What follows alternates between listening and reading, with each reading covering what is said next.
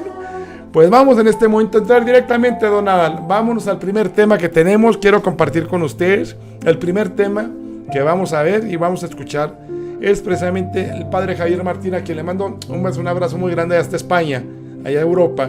Franciscanos de María, que agradezco que nos permiten transmitir esto en el canal. ¿Qué estamos haciendo los católicos? Es muy fuerte lo que nos va a decir, porque es la verdad. Escuchemos el Santo Evangelio, porque empezamos con la palabra de Dios, y después a ver qué estamos realmente haciendo los católicos. Damos el testimonio que teníamos que dar.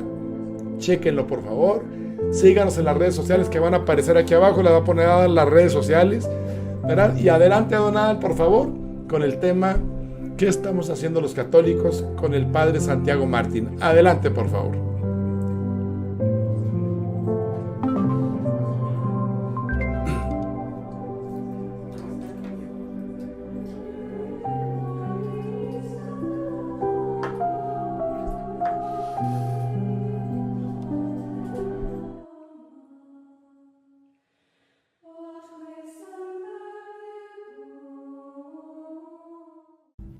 En aquel tiempo dijo Jesús a sus discípulos: así está escrito, el Mesías padecerá, resucitará de entre los muertos al tercer día, y en su nombre se proclamará la conversión para el perdón de los pecados a todos los pueblos, comenzando por Jerusalén.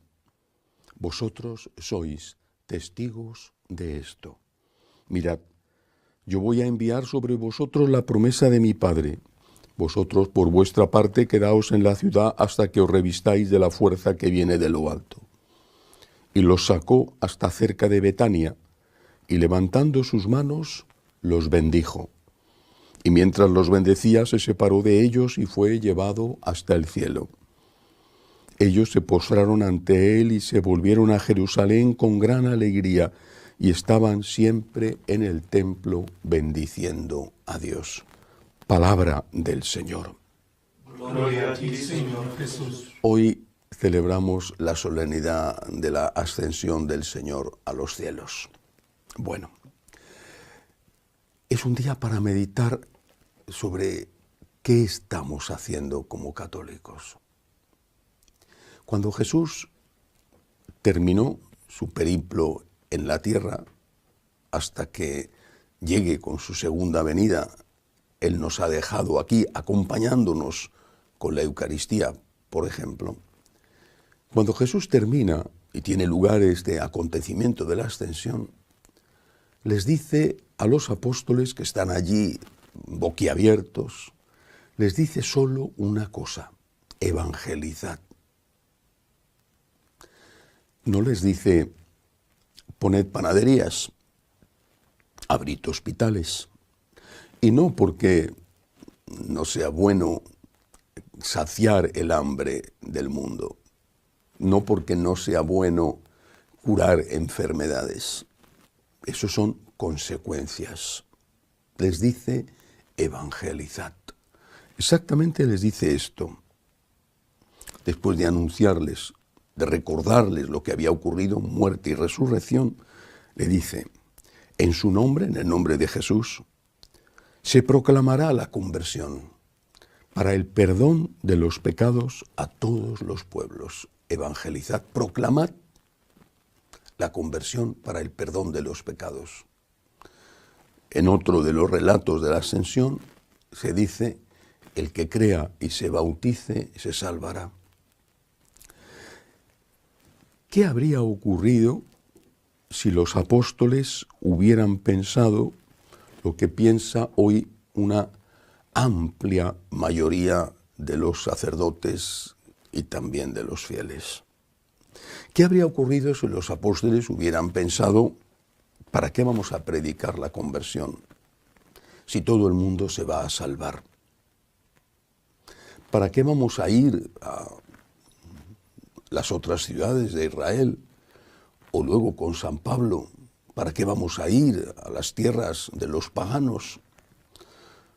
Incluso más recientemente, si después de la llegada de los españoles a América y también más tarde de los portugueses, si hubieran pensado: esta gente tiene aquí sus dioses, Cada sitio tenía los suyos. Era gente creyente, no eran ateos. Lo mismo que no eran ateos los que vivían en Corinto o los que vivían en Roma, en Éfeso. Esta gente tiene sus dioses. ¿Para qué vamos a evangelizar? ¿Estamos aquí para comerciar con ellos o para someterles como esclavos? ¿Pero para qué vamos a evangelizar? Dejémosles que sigan sus dioses. Si de toda la forma se salva todo el mundo. Y si hubieran pensado esto, los misioneros que desde el inicio fueron a África, norte de África, ya en la época apostólica, y después grandes santos, el fundador de los combonianos, el padre Comboni, el fundador de los padres blancos, el señor Lavillerie, si hubieran hecho esto, hubieran pensado esto, ¿para qué vamos a ir a meternos en las selvas africanas? Un clima horroroso para los que no son de allí, expuestos a 1000 peligros. ¿Para qué? Si tienen sus dioses, si se van a salvar, si no pasa nada. Pues esto es lo que nosotros estamos pensando en este momento. Esto es lo que está haciendo la Iglesia. No toda la Iglesia, una amplia parte de la Iglesia. Todo el mundo se salva. Entonces, ¿para qué vino Jesucristo? Derrama su sangre, resucita, se va al cielo y les dice, muchachos, a pasarlo bien, ¿eh? Ahí os quedáis, venga. No quiero complicaros la vida. Y no les dice esto. Les dice, evangelizad. Sois testigos de lo que ha ocurrido, contadlo. ¿Pero por qué? Pues porque esto de que todo el mundo se salva es tan verdad como si dijéramos que todo el mundo puede aprender matemáticas avanzadas. Bueno, yo cuando estudié ingeniería llegué hasta un nivel, hasta ahí, que no es nada comparado con lo que hay. Pero a mí me tenían que explicar muy bien en cálculo o en álgebra en la universidad cosas que eran enormemente difíciles de entender, para mi cabeza por lo menos, y era un buen estudiante. Bueno, pues ahora tú dices, mira, aquí tienes un libro escrito por un buen profesor, y tú te apañas, ¿eh? Tú te apañas para aprender matemáticas. No, pero yo necesito a alguien que me lo explique. No, por ti mismo. Y así todo lo demás. A ver, para ser médico, ¿qué es lo que tienes que hacer? Pues mira, aquí tienes un libro, tiene buenos gráficos, ¿eh? Tienes buenos dibujos.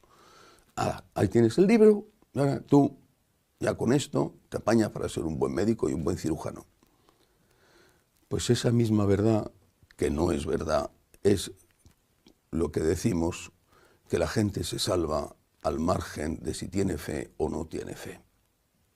Si nosotros, que tenemos fe, que conocemos a Dios, le conocemos, si nosotros que sabemos que nos ama infinitamente, nosotros que tenemos el auxilio de los sacramentos, el maravilloso sacramento de la confesión, el extraordinario sacramento de la Eucaristía, el bautismo, los otros sacramentos que nos acompañan en la vida, si nosotros somos pecadores y estamos siempre confiando en la misericordia de Dios para salvarnos, ¿qué van a hacer los demás?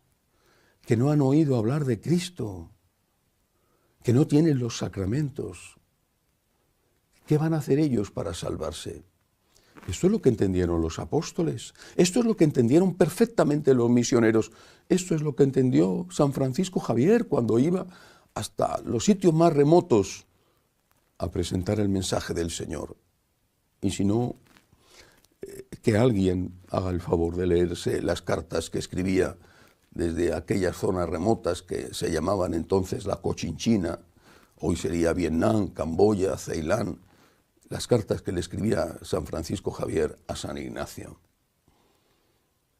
Eso de que todo el mundo se salva, pues dependerá de la misericordia de Dios. Es Dios el que salva. Yo no voy a ponerme a decir cosas que no sé. Pero eso de que todo el mundo se salva, a mí me parece muy semejante a eso de que todo el mundo puede aprender matemáticas sin un buen profesor que se las explique.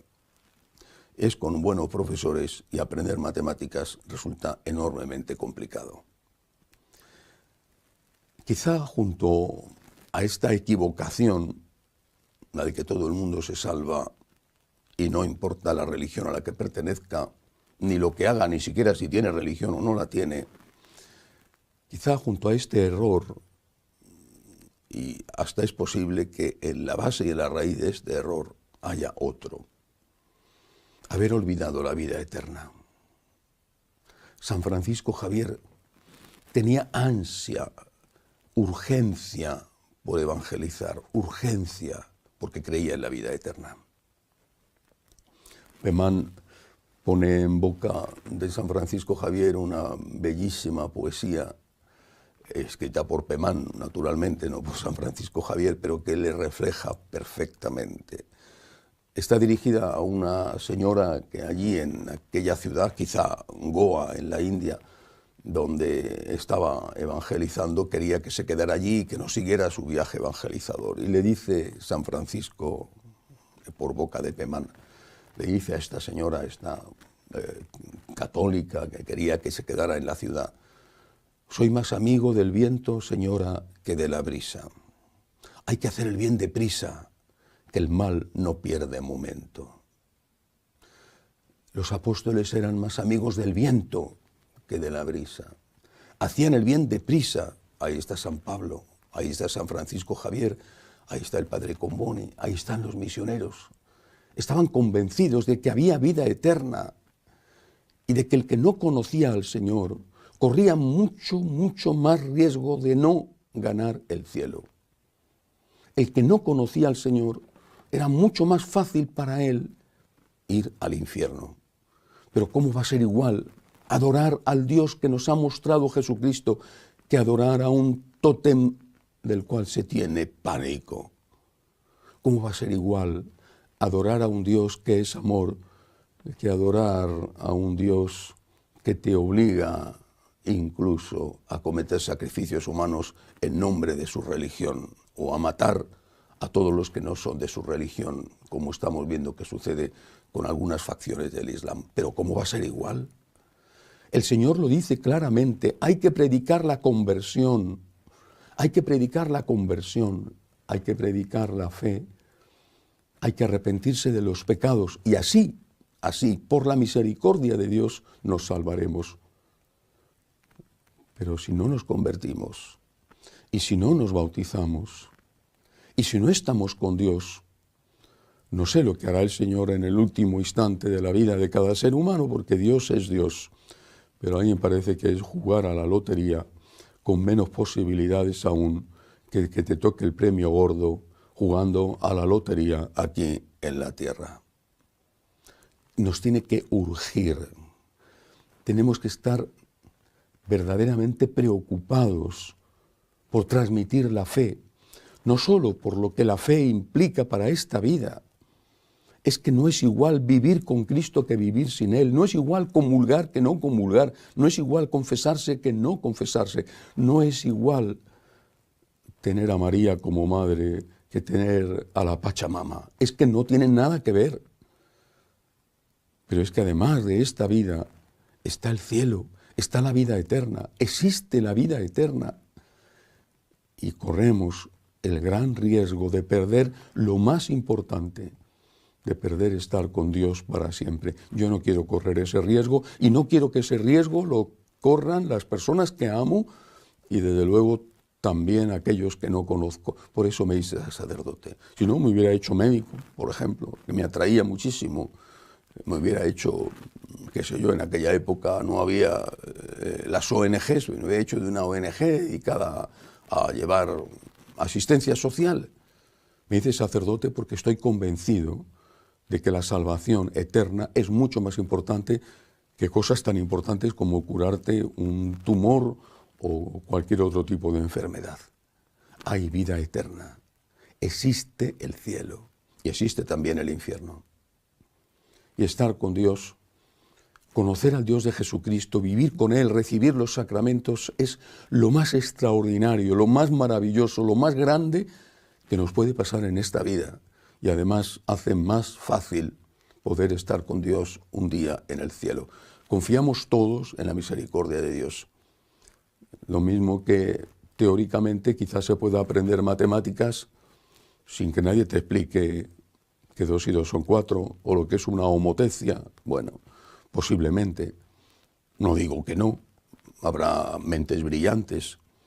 Pero la mayor parte de nosotros hemos tenido que aprender desde pequeños cuáles son las tablas de multiplicar y la diferencia que hay entre un quebrado o una hipotenusa. Tenemos que evangelizar. Y tenemos que evangelizar por amor a Dios y por amor al prójimo. Es urgente evangelizar. Y esas tonterías de que evangelizar es hacer proselitismo, ¿es eso? ¿Una tontería? Proselitismo, que está muy mal y que no hay que hacerlo, es comprar. Proselitismo es amenazar. Si te haces católico, yo te doy esto. Y si no te haces católico, yo te amenazo con esto. Eso es proselitismo. Los apóstoles no hicieron proselitismo. Y si no hubiera sido por los apóstoles que se jugaron la vida y todos los demás, y todos y cada uno de los misioneros, hoy no seríamos católicos. Ni aquí, ni en África, ni en Latinoamérica, ni en ningún sitio del mundo.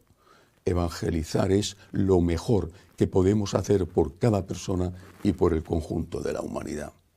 Que así sea.